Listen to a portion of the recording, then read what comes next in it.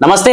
ఏదైతే ఇటీవల చర్చనీయాంశంగా మారిన అంశం ఏంటంటే కవిత సొంత పార్టీ పెట్టబోతోందా లేదా కేసీఆర్ సొంత పార్టీ పెట్టించబోతా ఉన్నాడా?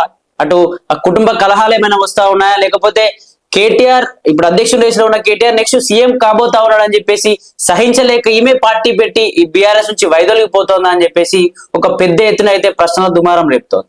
దీనికి సంబంధించి పూర్తి డీటెయిల్స్ లోకి వెళ్తే కవిత నిజంగానే పార్టీ పెట్టబోతోందా లేదా అనే అంశాన్ని తీసుకున్నట్టయితే కవిత దాదాపు ఏదైతే ప్లీనరీ పార్టీ ఏర్పాటు చేసిరో బీఆర్ఎస్ పార్టీ, ప్లీనరీ పార్టీలో మీరు బీజేపీని క్వశ్చన్ చేయలేకపోయారు, ఆపరేషన్ కగార్ ఆపమని చెప్పారు కానీ బీజేపీ ఎక్కువగా క్వశ్చన్ చేయలేకపోయారు. అలాగే రేవంత్ రెడ్డి పేరు తీయకుండా బాగానే మేనేజ్ చేసి మాట్లాడారు.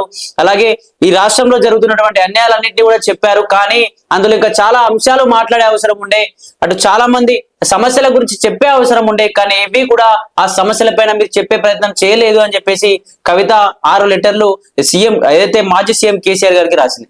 అసలు దీనికి సంబంధించి లెటర్లు ఎందుకు రాయాల్సి వచ్చింది? నిజంగానే వాళ్ళ తండ్రి ఏదైతే ఉన్న ఫామ్ హౌస్ లోకి అనుమతించలేదా? సొంత కూతుర్ని అనుమతించకపోవడం ఏంది అని చెప్పేసి కూడా బయట కొన్ని క్వశ్చన్స్ వస్తా ఉన్నాయి.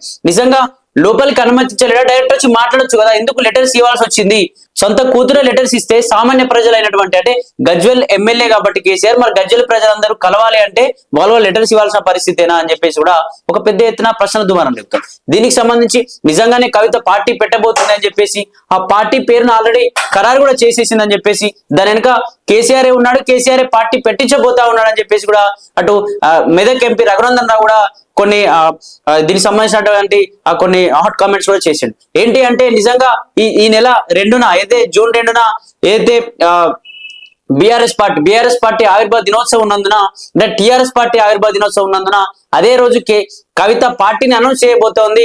అదే రోజున కవిత పార్టీ అనౌన్స్ చేసి దానికి సంబంధించినటువంటి మేనిఫెస్టోను కూడా రెడీ చేసుకుంది, బయట పెట్టబోతోంది. వాళ్ళ నాన్నే ఎన్నుకుని నడిపిస్తున్నాడు అని చెప్పేసి రఘునందన్ రావు గారు కొన్ని కామెంట్స్ చేశారు. అదే రఘునందన్ రావు గారు ఇంత ముందు కొన్ని కామెంట్స్ చేశాడు. ఏమని అంటే నిజంగా వెనుక రేవంత్ రెడ్డి ఉన్నాడు, కావాలనే పార్టీ పెట్టిస్తున్నాడు, రేవంత్ రెడ్డి కవిత కలిసే నాటకాలు చేస్తా ఉన్నారు, అంటే కేసీఆర్ కూడా సంబంధం లేకుండా నడిపించే ప్రయత్నం చేస్తున్నారు. ఏదైతే పార్టీ పెట్టే బదులు డైరెక్ట్ కాంగ్రెస్ లోకి వెళ్తే నెక్స్ట్ పిసిసి పదవి ఇచ్చే ఛాన్స్ ఉంది అని చెప్పేసి టీపీసీసీ పదవి ఇచ్చి నెక్స్ట్ సీఎం క్యాండిడేట్ అయ్యే అవకాశం ఉంది, కవిత అదే ప్లాన్ లో ఉంది, నేను సీఎం ఎందుకు కాకూడదనే కాంక్షతో ఇట్లాంటివి చేస్తా ఉంది, అన్ని వాళ్ళ నాన్నకు తెలియకుండా జరుగుతాయా అని చెప్పేసి కూడా రఘునందన్ రావు కొన్ని కామెంట్ చేశారు.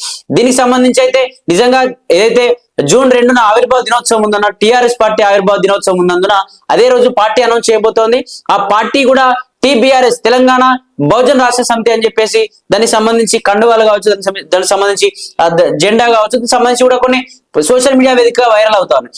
కావాలనే జాగృతి ఏదైతే తెలంగాణ జాగృతి ఉందో జాగృతి పేరుతో ఇంకా మరికొన్ని సంస్థలు పెట్టబోతోందని చెప్పేసి ఇప్పటికే సింగరేణి అనే కమిటీని కూడా ఏర్పాటు చేసిందని చెప్పేసి 11 స్థానాల్లో కూడా దీనికి సంబంధించి కొంత క్యాడర్ ని కూడా ఏర్పాటు చేసుకుంది అని చెప్పేసి కూడా దీనికి సంబంధించి పూర్తిగా కూడా కథనాలు అయితే వస్తా ఉన్నాయి. మరి ఎంతవరకు వాస్తవం? నిజంగా లెటర్ల విషయానికి వచ్చేసరికి నిజంగా నేనే రాశాను లెటర్లు. ఆ లెటర్ రాయడానికి కారణం ఆ ప్లీనరీ పార్టీలో నాకు కొన్ని నచ్చలేదు, అంతమంది జనాలు వస్తే కేసీఆర్ ఏం మాట్లాడతారని ఎదురు చూశారు. కానీ ఆ మాటల్లో కేసీఆర్ కొంచెం భయపడుతున్నట్టుగా, అలాగే దీనికి సంబంధించి చాలా పూర్తి విషయాలు మాట్లాడినట్టుగా అనిపించింది. మరొకసారి ప్లీనరీ పార్టీ ఏర్పాటు చేసి ప్రజలు ఏం కావాలనుకుంటున్నారో, కేసీఆర్ నోరు నుంచి ఏం వినాలనుకుంటున్నారో వాటిని మాత్రమే వినేలా మళ్ళొకసారి ప్లీనరీ పార్టీ ఏర్పాటు చేయాలని చెప్పేసి కూడా కవిత గారు ఆ లెటర్ లో మెన్షన్ చేశారు. దీనికి సంబంధించి అయితే కవిత నిజంగా సొంత పార్టీ పెట్టబోతుందా అని చెప్పేసి సోషల్ మీడియా వేదిక కూడా ఒక పెద్ద దుమారం అయితే రేగుతుంది. దీనికి సంబంధించి ఒకసారి పూర్తి డీటెయిల్స్ లోకి వెళ్ళే ప్రయత్నం చేయాలి. త్వరలో వారానికి 2 సెగ్మెంట్లలో పర్యటించేందుకు నిర్ణయం. త్వరలో కూడా అంటే రఘునందన్ రావు కూడా ఒకటి కామెంట్ చేసింది ఏంటంటే నిజంగా మళ్ళీ మరో షర్మిల కాబోతోంది. అటు జగన్ ను పక్కన పెట్టి షర్మిల ఎలా అయితే టీపీసీసీ అధ్యక్షురాలైందో ఇక్కడ కూడా అదే టీపీసీసీ అధ్యక్షురాలై అటు జగన్ షర్మిల ఎలా 2 పార్టీలో అధ్యక్షులుగా కొనసాగుతున్నారు, ఇక్కడ కూడా ఇటు కేటీఆర్ కావచ్చు, కవిత కావచ్చు అధ్యక్షులుగా కొనసాగుతారు. కానీ హరీష్ పరిస్థితి ఘోరంగా ఉంటుంది. హరీష్ కు వేరే పార్టీలోకి వెళ్ళాలా, అతను కూడా సొంత పార్టీ పెట్టుకోవాలా ఏంటో తెలియని పరిస్థితి, అయోమయంలో పడిపోయాడు అని చెప్పేసి కూడా రఘునందన్ రావు గారు చెప్పుకొని వచ్చారు. దీనికి సంబంధించి అయితే బీఆర్ఎస్ ఎమ్మెల్సీ కవిత సొంత పార్టీ ఏర్పాటు దిశగా అడుగులు పడుతున్నాయా? తెలంగాణ జాగృతి అనుబంధ సంఘాలను వరుసగా ప్రకటించడం వెనకాల జాగృతిని బలోపేతం చేయడం ద్వారా తన సత్తాను చాటాలని చూస్తున్నారా? అంటే పార్టీకి సమాంతరంగా జాగృతిని బలోపేతం చేస్తున్నారా అంటే అవుననే సమాధానం వస్తుంది. అంటే పార్టీ రజతోత్సవ సభ జరిగిన తర్వాత తండ్రి పార్టీ అధ్యక్షుడు కేసీఆర్ కు లేఖ రాసిన కవిత అమెరికాకు వెళ్లే ముందు జాగృతి అనుబంధ సంఘాలను ప్రకటించారు. అంటే ప్లీనరీ పార్టీలో ఇవి తప్పులు జరిగాయని చెప్పేసి డైరెక్ట్ గా తండ్రికి లేఖ రాసిన కవిత అమెరికాకు వెళ్లే ముందు జాగృతి సంబంధించిన అనుబంధ సంస్థలన్నీ కలిసే ప్రయత్నం చేశారు.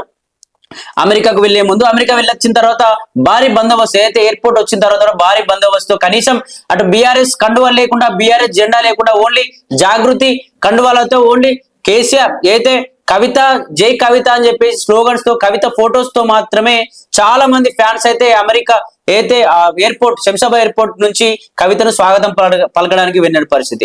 అది కూడా ఒక పెద్ద దుమారంగా రేగింది. ఎందుకు నిజంగా అటు ఇక్కడ కూడా కేటీఆర్ ఫొటోస్ కానీ, కేసీఆర్ ఫొటోస్ కానీ, అక్కడ ఉన్నటువంటి కేటీఆర్ కావచ్చు, హరీష్ రావు కావచ్చు, వీళ్ళకి సంబంధించిన ఫ్యాన్స్ ఎవరు కూడా వెళ్ళలేదు, ఓన్లీ కవిత ఫ్యాన్స్ వెళ్ళారు. అంటే కవిత గారు సీఎం అంటూ కూడా దానికి సంబంధించి కూడా మనం అక్కడ విన్నాం. నిజంగా కవిత గారు కావాలని చేసుకుంటున్నారా, లేకపోతే ఈ ఫ్యాన్స్ కావాలని అట్లా సృష్టిస్తున్నారని చెప్పేసి కూడా ఒక పెద్ద క్వశ్చన్ మార్క్ అయితే మిగిలింది. దీనికి సంబంధించి నిజంగానే పార్టీ పెట్టబోతుంది. ఆల్రెడీ అన్ని ఖరారైపోయి కావాలనే సోషల్ మీడియా వేదికగా కొద్దిగా ప్రచారం స్టార్ట్ చేసింది. తర్వాత ఒక మరో షర్మిలా కాబోతా ఉంది, అలాగే పాదయాత్ర కూడా చేయబోతోంది. పాదయాత్ర చేసిన తర్వాత ఇప్పుడు ఎందుకంటే చాలా మంది జైలుకి వెళ్ళొచ్చిన తర్వాత సీఎం అవుతా ఉన్నారని చెప్పేసి ఒక కాంక్షతో కవిత కూడా అలాగే ఉంది.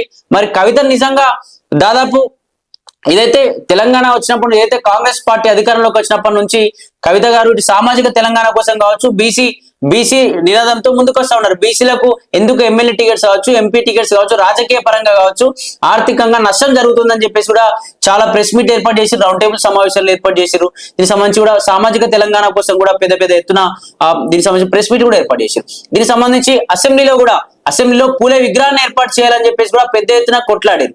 మరి అదే ప్రజలు కూడా కొందరు క్వశ్చన్ చేస్తా ఉన్నారు, ఇతర పార్టీలు కావచ్చు, ప్రజలు క్వశ్చన్ చేస్తా ఉన్నారు. అదే బీఆర్ఎస్ పార్టీ అధికారంలో ఉన్నప్పుడు మరి కవిత గారు ఇటు బీసీలకు రిజర్వేషన్లు తగ్గించారు. బీసీలకు రిజర్వేషన్ తగ్గించినప్పుడు మరి కవిత గారు ఎందుకని మాట్లాడలేదు?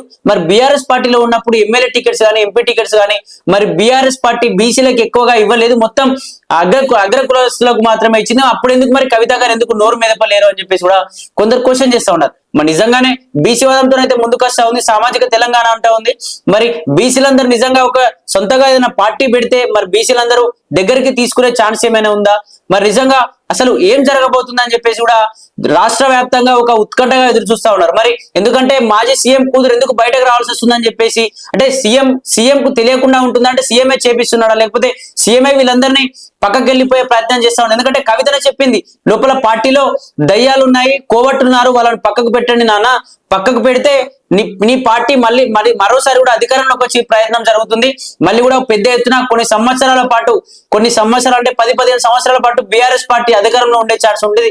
ఫస్ట్ కోవట్లను కానీ దయ్యాలను కానీ వాళ్ళని పక్కకు పెట్టే ప్రయత్నం చేయండి, వాళ్ళ వల్ల బీఆర్ఎస్ పార్టీకి హాని జరుగుతుంది, అలాగే కార్యకర్తల్లో కూడా కొంచెం హాని జరుగుతుంది, చీలికలు వచ్చే ప్రమాదం ఉంటుంది అని చెప్పేసి కూడా చెప్పింది. నిజంగా అందులో దయ్యాలు ఎవరు, కోవట్లు ఎవరు అని చెప్పేసి కూడా క్వశ్చన్ మార్క్.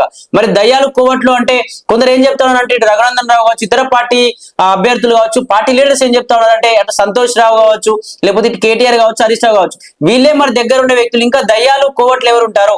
వీళ్ళు చెప్తేనే కదా కేసీఆర్ అనేది, వీళ్ళ మాట లేదా కేసీఆర్ అనేది.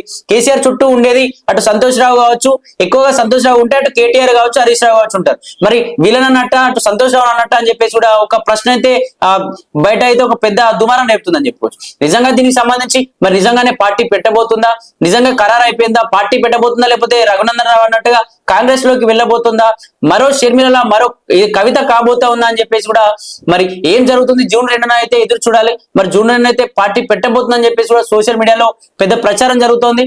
ఇండైరెక్ట్ గా ప్రచారం చేస్తుంది అని చెప్పేసి కూడా అయితే ఇద్దరు రాజకీయ నాయకులు అయితే చెప్తా ఉన్నారు. మరి చూడాలి అసలు ఏం జరగబోతుంది, కవిత ఏం చేయబోతుంది.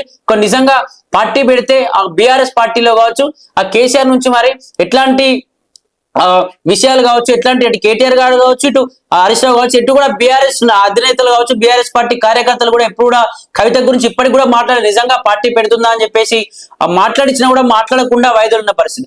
మరి నిజంగా అసలు ఏం జరగబోతుంది? బీఆర్ఎస్ పార్టీ ఏమైనా చీలికలు రాబోతా ఉన్నాయా? నెక్స్ట్ మరి అధికారంలోకి బీఆర్ఎస్ పార్టీ వస్తుందా అని చెప్పేసి కూడా జూన్ 2 వరకు ఎదురు చూడాల్సిన అవసరం ఎంతైనా ఉంది.